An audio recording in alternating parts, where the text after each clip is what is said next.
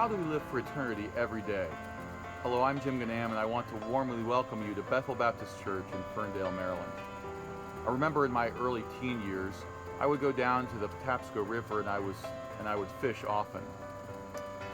But on a hot summer day, I think my friend and I were more interested in getting into the water than we were catching fish. The Patapsco River is not a particularly clean river. There's much pollution and the river is quite muddy at times. One day I came home from the Patapsco River and I was quite wet and rather muddy. My mother was not going to let me into the house like that. Why? Because our home was a place of cleanliness and I was definitely not clean.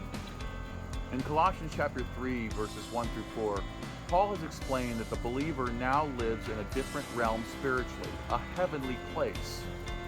Now in Colossians chapter 3, verses 5 through 11, Paul is going to explain that we need to strip off the old dirty clothes of sin and put on what he calls the new self, which is created in righteousness and holiness.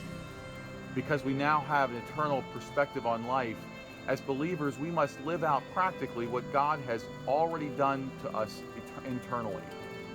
How do we live for the eternal practically? Well, Colossians chapter 3 tells us living for the eternal requires us to render our bodies useless to personal sin.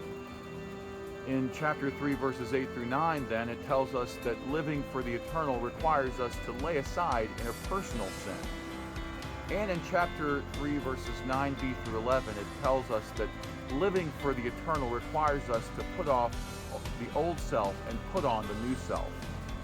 Want to know more about how to live for the eternal? Join us this Sunday morning at 11 a.m. as we worship the Lord together and learn how to live for eternity.